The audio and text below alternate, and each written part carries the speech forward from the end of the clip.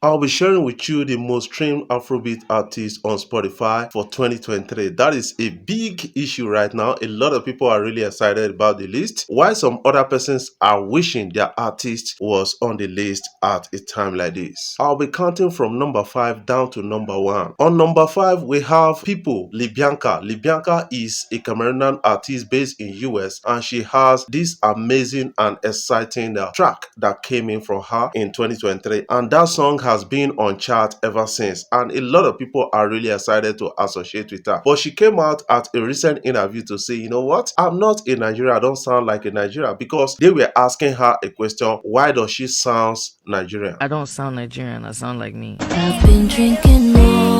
On number 4, we have Charm. Rema. Rema is a fantastic artist, and this guy was able to have about 1 billion streams on a song on Spotify, and that is a welcome development. In 2023, this guy is among the most streamed artists on Spotify right now, and he has a song called Charm that is trending at a time. On number 3, we have 22 by J.O. He's a fast rising Nigerian artist, and this guy has a song called 22 that is one of the biggest streams on Spotify in 2022, and we have to give him applause at a time like this. Number 2, we have Soweto, Victoni featuring Rema, Don Toliver, and Tempo. That is a big one that is coming in, and a lot of people are really excited to see artists from Nigeria dominate this list so far. The number 1 is Unavailable from Davido. This Unavailable is on Davido's Timeless album that has been nominated for the Grammy Awards right now. He was able to put himself in 3 categories at the Grammy, and a lot of people are really looking forward to see Davido winning at least a Grammy. What is your own take about this list so far? I want you to put that in the comment section. Before I jump off, I want to say thank you guys for watching our videos, and thank you for the love so far. If you are new here, you can click the subscribe button below, the bell notification icon to always get notifications each time we upload our videos. Guys, you see what Ghana is really suffering right now? Nigeria suffered it in the 50s and the 60s. I need to actually explain to you guys about all of this, and we took almost their own steps, but somebody, Fela, actually came to change the narratives, and we should be appreciative of the fact that Fela brought in Afrobeat that changed the music culture in Africa. In the 50s and the 60s, High Life from Ghana, the likes of Emmanuel Tete Mensah actually took over Nigerian music environment with the High Life from Ghana to an extent. A lot of people in Nigeria were quite dazzled with this, while some people were really envious of the fact that Ghana is taking over Nigerian music industry with their own High Life. That culminated into something else at that time. Right now, Nigeria is reigning global. That is something you need to understand, and a lot of countries in Africa are not really comfortable with the fact that Nigeria is dominating even in their own music industry. That is something we really need to be careful about, because if we fight with envy in our mind, I think you cannot really win the fight. You have to be systemic, and you have to be collaborative to an extent, and make Nigeria to understand the need to also export your music to the nooks and crannies of this world. As at the time Ghana was dominating our airwaves, in 1956, the Nigerian Musician Association or Union came out with a particular policy, internal policy, to make sure they stop, Ghana High Life from being performed at clubs in Nigeria to an extent. And that really didn't sit well to an extent, because a particular member of that music association in Nigeria was already in love and collaborating with Ghanaians to an extent at that time. That is a person of Bobby Benson, who owns a club also. This guy decided to go into the studio and make a song called Taxi Driver, which actually made Nigeria to be popular at that time, and a lot of people encouraged him to do more at that time. It was not easy for Nigerians to compete with Ghana on this particular issue, because Ghana was already ahead in terms of High Life. In 1962, the NBC, Nigerian Broadcasting Commission, was instructed by the government to show love and to show affection and loyalty to Nigerian brand to an extent by actually playing Nigerian songs on radio at that time. But that didn't sit well, because there were insiders actually fighting this particular thing because we believe that Ghana was still our brothers at that time. Although a lot of rancor, a lot of things happened until Fela came in with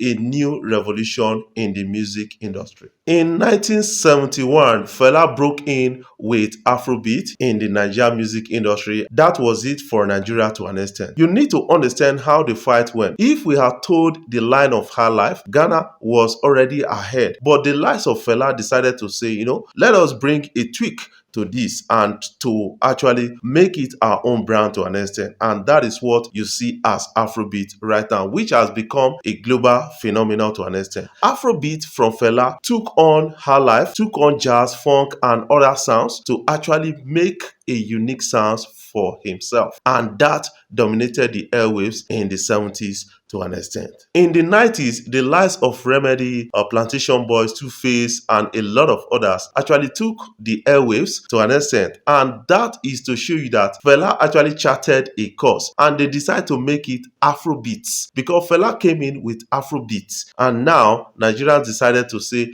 let us put more value to it. Let us put more flesh to this and make it Afrobeats to an extent. That is why you see Nigeria dominating the airwaves. And the invention of platforms have made it easier for these countries not to be able to fight Nigerian music to an extent. Because if you do, a lot of people are already globalized in terms of Nigerian Afrobeat and you cannot win the race. All you have to do is to collaborate with Nigeria to help you export your sound, which South Africa is really doing with their Amapiano. Nigerians are taking on Amapiano and exporting it to other parts of the world. In Canada, in US, Amapiano is really, really the game right now. Kosi, Nigeria, because they cannot play Amapiano in those countries without playing Nigerian songs on it. And that is to show you that Nigeria has decided to help export their sound. Checking the global recognition from Grammy, you see that Nigerians with Amapiano sounds were really nominated for the Grammys, and that is a dominance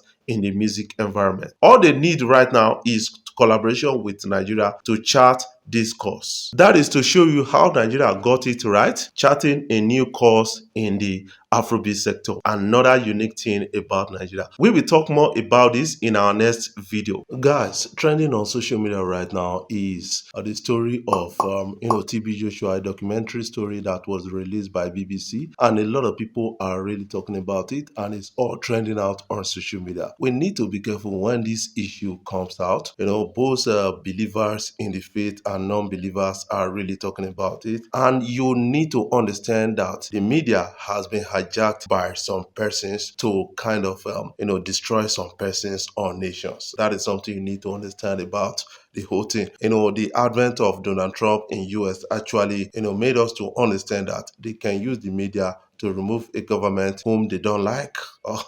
That is what we need to actually understand about the whole thing. But right now in Africa, a lot of people are taking it to be a Nigerian problem or Nigerian thing. This is not a Nigerian thing. This is a global issue. We need to get to understand. We should not be brainwashed in this particular thing. Already many people that are believing that this story from BBC is actually true. They are those people that does not believe the man before in the first place or don't really like the man, and they are coming out with this kind of story. While some other persons are in the other device, they believe that yes, BBC could be influenced to make this kind of story. Why didn't they bring out the story when he was alive? And some people are really coming out, like Idris Abdul Karim said, BBC have no right to actually put out the story if they've not put out a story on how the colonial masters treated Nigerians, Gold Coast, Ghana, and other countries in Africa. They've not done well enough to put that kind of story out there, and that is really disturbing to an extent, and I cannot really